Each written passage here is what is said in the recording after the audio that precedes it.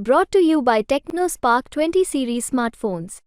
नागौर में सियासत के पिच पर कौन होगा इन और कौन होगा आउट। नमस्कार, मैं हूं नुपुर जारोली लूठा और आप देख रहे हैं राजस्थान तक। आज राजस्थान तक की टीम का कारवां आ पहुंचा है जाटलैंड। जी हां, हम नागौर की बात कर रहे हैं, जहां पर तापमान जो है वो बेहद गर्म है, लेकिन राजनीतिक पारा भी जो है वो बिल्कुल गर्म होता जा रहा है। वजह एक तरफ है हनुमान बेनीवाल, जो कि अब यहां पर बीजेपी से कांग्रेस के साथ में गठबंधन कर चुके हैं, और दूसरी तरफ है मिर्धा परिवार से बीजेपी के साथ में ज्योति मिर्धा, जो कि कभी कांग्रेस की हुआ करती थी।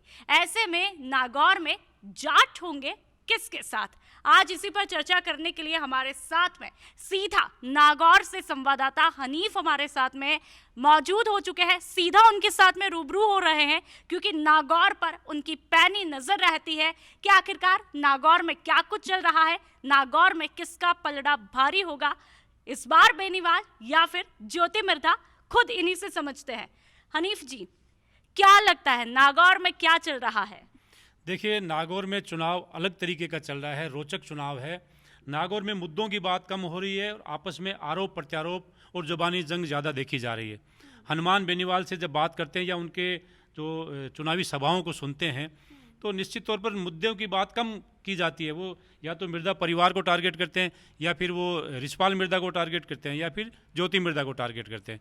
तो मेरे को ऐसा लगता है कि ज्योति मिर्धा भी कम नहीं है। ज्योति मिर्धा के जब हम भाषण सुनते हैं, जब भी हमने बात की है, तो उन्होंने भी जो बात हनुमान बेनीवाल ने कहा उसको काउंटर करते हुए ठीक उसी तरीके का जवाब दिया। चाहे अपनी डिग्री की बात कर लो, चाहे हनुमान बेनीवाल के काम की बात कर लो, चाहे हनुमान बेनीवाल के पार्टी बदलने की बात करो। जब हनुमान बेनीवाल कहते हैं कि ज्योति मिर्धा एक पार्टी में नहीं रहती, तो वो कहती है कि आपने तो चारों चुनाव अलग अलग पार्टी से लड़े।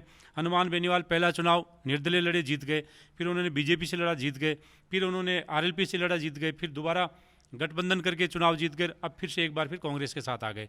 तो कुल मिलाकर नागौर में जो है चुनाव में मुद्दे गौण है और आरोप प्रत्यारोप ज़्यादा है।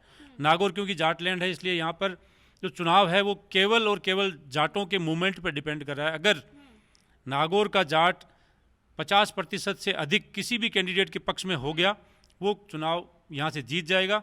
और अगर जाटों की संख्या किसी भी कैंडिडेट के साथ रही, चाहे ज्योति मिर्धा हो चाहे हनुमान बेनीवाल हो, अगर कम रही, तो निश्चित तौर पर जो वोट बैंक है वो भारतीय जनता पार्टी का फिक्स है, उसमें कोई भी कमी बेसी होने वाला नहीं है। इसके अलावा जैसे कांग्रेस की बात करें या आरएलपी गठबंधन की बात करें, बिल्कुल। यहाँ पर हनीफ जी, एक और बात आपके साथ में जोड़ना चाहूंगी। आपने जाटों का जिक्र किया, जाटलैंड है, जाट जो है वो यहाँ पर मजबूत वोट बैंक है। ऐसे में दोनों तरफ जाट वर्सेस जाट है, क्या लगता है जाट किसके साथ जाएंगे? ज्योति मिर्धा जो है पहले भी हनुमान बेनीवाल के साथ में थी, लेकिन तस्वीर हमने देखी, इस बार क्या लगता है तस्वीर बदलेगी? जी बिल्कुल, अब की बार खिलाड़ी वही हैं, मैदान दूसरा है। दोनों की पार्टी अलग है, चेहरे वही है। तो लोग चेहरे को नागौर में नहीं देखते। एक ज़माना था जब यहाँ पर मिर्धा परिवार का दबदबा हुआ करता था, और नाथूराम मिर्धा घर बैठे चुनाव जीत गए थे। जो उनके जीवन का अंतिम चुनाव था 96 का, वो दिल्ली में थे, बीमार थे, चारपाई पे थे, वहीं से चुनाव जीत गए थे। लेकिन वो ज़माना बदल गया। आज हर वोटर ये चाहता है कि मैं सीधा सांसद से संपर्क रखूं या विधायक से संपर्क रखूं।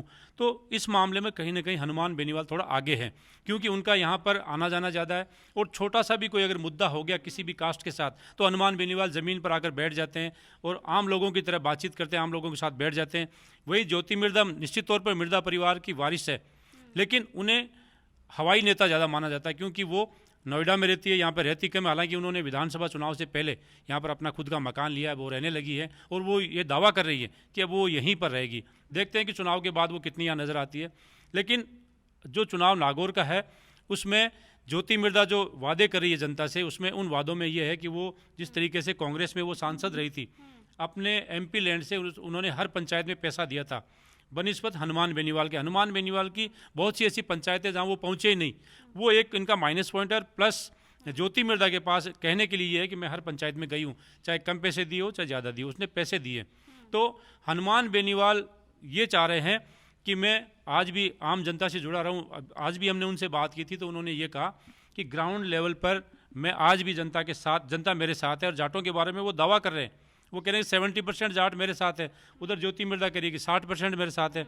तो किसके साथ जाट है जिसके साथ ज़्यादा झुकाव होगा वही चुनाव जीत जाएगा। बिल्कुल, यहाँ पर जाट जो है वो पूरी तरह से गेम चेंजर का रोल जो है निभाते हैं। अब देखना ये है कि जाट का साथ किसके साथ में होगा, बेनीवाल के साथ में या फिर ज्योति मिर्धा के साथ में। लेकिन जब हम चाहे बेनीवाल के भाषणों की बात कर ले, चाहे ज्योति मिर्धा के भाषणों की बात कर ले, दोनों एक दूसरे पर जो है चुनावी हथियार चलाते हैं। उस बीच में कहीं ना कहीं जनता के मुद्दे ऐसा लग रहा है भटक चुके हैं। तो आपको क्या लगता है नागौर की वो कौन से मुद्दे हैं जिन पर ध्यान अभी तक नहीं गया है? देखिए, पिछले 3 लोकसभा के चुनाव में देख रहा हूँ नागौर में इंदिरा गांधी नहर परियोजना का पानी कौन लेकर आया नहीं आया, मैं इस पे बात नहीं करूँगा। लेकिन पानी का मुद्दा नागौर के लिए सबसे अहम है, सबसे महत्वपूर्ण है।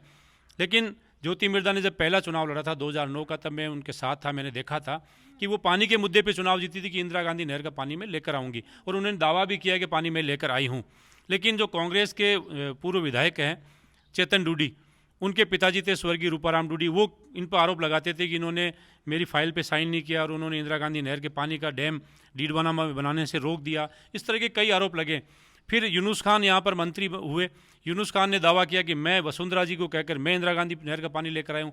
फिर वापस से कांग्रेस की सरकार आई, रूपाराम जी ने कहा कि मैं अशोक गहलोत को कहकर पानी लेकर आया हूँ। लेकिन पानी अभी तक अपर्याप्त है। पूरे नागौर जिले में पीने के पानी की सबसे बड़ी समस्या, आज भी नागौर की जनता 7-7 दिन तक पानी के दर्शन नहीं करती है और बहुत ही बुरा हाल है यहाँ के लोगों का पानी, पीने के पानी को लेकर। कृषि की बात नहीं करें, केवल पीने के पानी की समस्या है। और आज भी वही मुद्दा है जो आज के 20 साल पहले था, क्योंकि यहाँ पर जो भी जीत कर आता है जनप्रतिनिधि, चाहे वो बीजेपी का हो चाहे कांग्रेस का हो, वो जनता के मुद्दों की बात कम करते हैं, जनता के काम कम होते हैं। हालांकि अब डेवलप है। पहले नागौर के बारे में कहा जाता जिस पर कोई गौर नहीं वह है नागौर, जिस पे गौर नहीं किया जाता है। लेकिन अब मेरे को लगता है कि यहाँ का भौतिक जो विकास है वो भी बहुत ज़्यादा हुआ है यहाँ पर।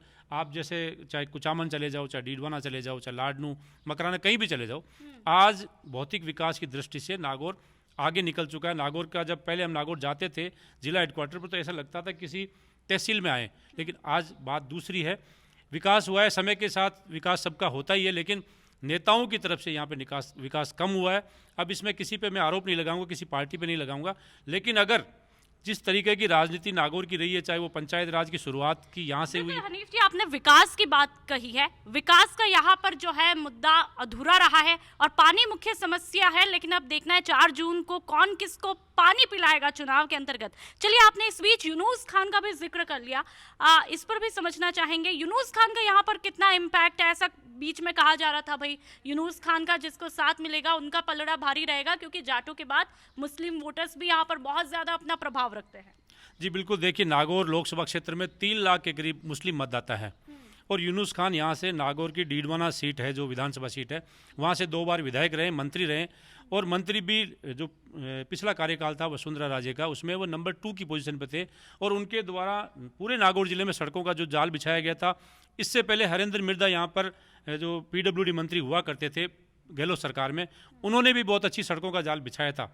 अब यूनुस खान की तरफ जो माइनॉरिटी का एक तबका है वो पूरी तरह से उन पर डिपेंड है, उनकी तरफ देख रहा है कि यूनुस खान क्या इशारा करते हैं। यूनुस खान ने जब अपने घर पे होली, स्नेह मिलन और रोज़ा इफ्तार की पार्टी करी थी, तब ऐसा लग रहा था कि आज वो इशारा कर देंगे।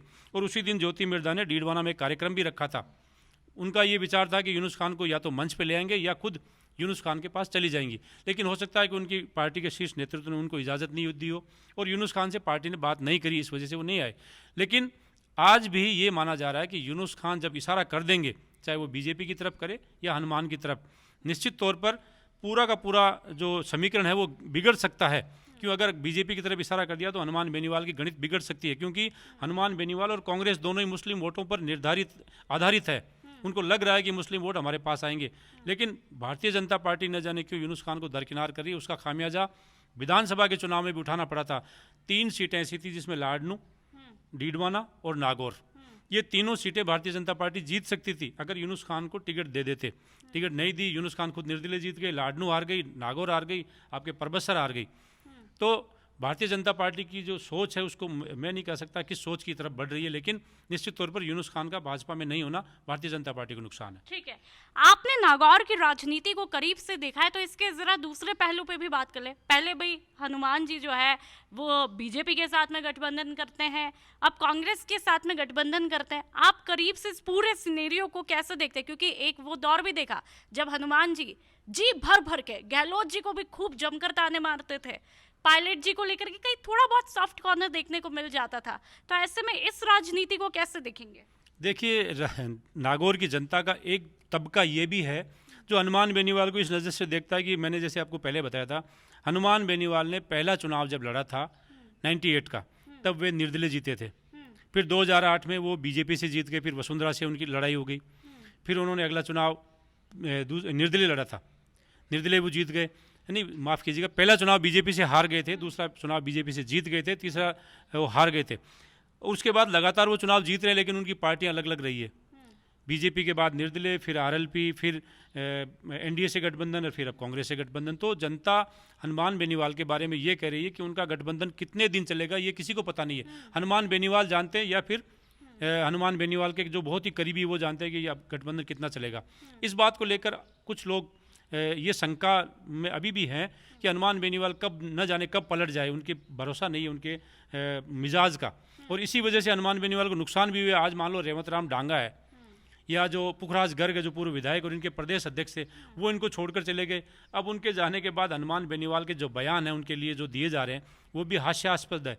कल परसों इन्होंने एक बयान दिया था कि जो मेरे साथ रहते थे वो उन्होंने साफों का इतना ढेर जो सर पे बांधते हैं पगड़ी, पगड़ी को लेकर क्या था, इतनी पगड़ी इकट्ठी होगी उन्होंने बेच बेच के कमाई करना शुरू कर दिया। तो ये एक हंसाने वाला डायलॉग जरूर है उनका, लेकिन कहीं ना कहीं उनकी सोच को भी दर्शाता है कि हनुमान बेनीवाल को इस भाषा का इस्तेमाल नहीं करना चाहिए। जी बिल्कुल, आपने ठीक कहा कि हनुमान बेनीवाल इन दिनों जो जिस तरह की भाषा का इस्तेमाल कर रहे हैं, चाहे ज्योति मिर्धा को लेकर के भी बेबाकी से वो अपने भाषणों में कुछ भी बोल देते हैं, लेकिन वार पलटवार दोनों तरफ से। ज्योति मिर्धा भी अभी पीछे नहीं है, लेकिन इस बीच जब से हनुमान बेनीवाल के हम पार्टी उन्होंने बनाई तब से उनके ग्राफ को देखे तो काफ़ी नीचे गिरता जा रहा है। चाहे 2018 में हमने देखा आप भाई 3 सीटें ले आते हो, लेकिन जब 2023 में देखते हैं तो सीधा आप एक पर सिमट कर रह जाते हो।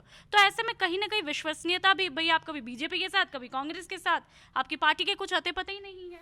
हनुमान बेनीवाल तो खुद ज्योति मिर्धा पर आरोप लगाते हैं कि ये इनका परिवार पार्टियां बदलता रहता है, लेकिन हनुमान बेनीवाल के बारे में भी सत्य है कि वो भी गठबंधन और पार्टियां बदल रहे हैं। इसका नुकसान भी उनको हुआ है। निश्चित तौर पर 2018 में जो इनका ग्राफ था वो 2023 के चुनाव में देखने को नहीं मिला था। अब उन्होंने कांग्रेस के साथ गठबंधन किया, हालांकि वो दावा करते हैं कि मेरी विचारधारा और कांग्रेस की विचारधारा एक जैसी है, दोनों ही किसान और जवान की बात करती है। तो अब देखते हैं कि ये गठबंधन कितना चलेगा। अगर ये चुनाव जीत जाते हैं तो बात अलग होगी, अगर ये चुनाव हार जाते हैं तो हो सकता है कि चुनाव के बाद में इन्हीं गठबंधन के लोगों को गालियां भी निकाल सकते हैं, इनको बुरा भला भी कह सकते हैं। लेकिन उसका उलट ज्योति मिर्धा के बारे में ये कहा जाता है कि वो चुनाव जीतने के बाद हरियाणा नोएडा रहेगी, यहाँ के लोगों के बीच में नहीं रहेगी। लेकिन एक तबका जाट समाज का मान लो या किसी भी समाज का मान लो, वो ये मानता है कि सत्ता बीजेपी की है, प्रदेश में सरकार बीजेपी की है, सेंटर में बीजेपी की सरकार आने की संभावना है। इस बात को लेकर एक बड़ा धड़ा उनके साथ है, जिसको हम ब्यूरोक्रेट्स कह सकते हैं या जो नौकरी पेशा वाले आदमी है, वो उनके साथ इस आशा और उम्मीद के साथ है कि जब कभी हमें ज़रूरत पड़ेगी तो सत्ता की ज़रूरत पड़ेगी। वो सत्ता की जो लोभी तबका है वो ज्योति मिर्धा के साथ है, और वही यहाँ की गणित को गड़बड़ा रहा है। और यहाँ का नेट टू नेट जो कंटेस्ट मुकाबला चल रहा है वो यही दर्शाता है कि जीत किसकी होगी, हार किसकी होगी, इस बारे में कुछ भी कहा नहीं जा सकता। तापमान यहाँ पर बेहद गर्म है, हॉट सीट ये बनी हुई है, लेकिन अभी कुछ भी कह पाना मुश्किल है। लेकिन हनीफ जी, पहले की तस्वीरें यदि इतिहास में हम चले तो ज्योति मिर्धा पहले भी बेनीवाल साहब के सामने खड़ी हुई और बुरी तरह से शिकस्त झेलनी पड़ती है। इस बार क्या गारंटी, बीजेपी उनके लिए गुड लक के रूप में काम करेगा? बिल्कुल, ज्योति मिर्धा यही सोच कर आए कि ये अब की बार जो मैंने बीजेपी की जो दामन थामा, इसके बाद में चुनाव जीत जाऊंगे, उनका दावा भी है। लेकिन हनुमान बेनीवाल ने लगातार 3 चुनाव जो पिछले 2 चुनाव हराए हैं वो सीधे ज्योति मिर्धा को हराए हैं, जिसमें चाहे आप 2014 की बात कर लो, उसमें हनुमान बेनीवाल निर्दलीय थे और CR चौधरी ने चुनाव जीता था भारतीय जनता पार्टी की टिकट पर। और उससे अगले चुनाव में 2019 में हनुमान बेनीवाल ने बीजेपी से गठबंधन करके चुनाव लड़ा, उसमें 1,80,000 वोटों के करीब हराया था। और इस बार भी वो दावा करते हैं कि मैं ज्योति मिर्धा को यहाँ से चुनाव नहीं जीतने दूंगा। लेकिन ये जनता तय करेगी, जनता किसको पसंद करेगी ये जनता के ऊपर डिपेंड करता है। लेकिन दावा दोनों ही कर रहे हैं और एक जो नागौर की राजनीति में अब की बार देखने को मिला है कि मिर्धा परिवार का एक धड़ा वो पूरी तरह से बीजेपी की तरफ शिफ्ट हो चुका है। लेकिन जो मनीष मिर्धा है वो भी नाथूराम मिर्धा के पोते हैं और ज्योति मिर्धा के सगे चाचा के बेटे हैं। वो पूरी तरह से कांग्रेस में एकदम से उनकी उपस्थिति हुई इतनी बढ़ गई है कि वो पूरी तरह से अपने ही परिवार के लोगों को टारगेट करते हैं और ज्योति मिर्धा पर कई आरोप लगाते हैं कि उन्होंने उनकी ज़मीन हड़प ली है, या रिचपाल मिर्धा पर लगाते हैं उनको भाषा का ज्ञान नहीं है कि कहाँ कैसे बोलना चाहिए, महिलाएं बैठ के उनको सुन नहीं सकती, या गाली गलौज की भाषा में बात करते हैं। और कई बार तो वो कहते हैं उनका मानसिक संतुलन बिगड़ गया। उधर रिचपाल मिर्धा कहते हैं कि मेरे भतीजे का मानसिक संतुलन बिगड़ा हुआ है, नशा पता करता है इसलिए वो उसको पता नहीं रहता। तो इनके पारिवारिक जो अंतरकलह है वो भी खुल के सामने आ गई है और एक दूसरे पर आरोप प्रत्यारोप ये परिवार के सदस्य एक दूसरे पर लगा रहे हैं, उसको पूरे नागौर की जनता भी देख रही है। जी बिल्कुल। तो ये थे हनीफ जी जो कि लगातार आपके सामने कैमरे पर नागौर की जो राजनीति का पोस्टमार्टम करके आप तक पहुंचाते हैं। और आज हम यहीं पर जाटलैंड पहुंचे, सीधा हनीफ जी से भी रूबरू हुए और इनसे रूबरू होकर के अच्छे से नागौर की सियासत की जांच पड़ताल आज हमने आपके सामने सीधा सीधा पहुंचाई है। और अब आपको फैसला करना है कि 4 जून को नागौर को लेकर के आपका क्या कुछ निर्णय रहेगा।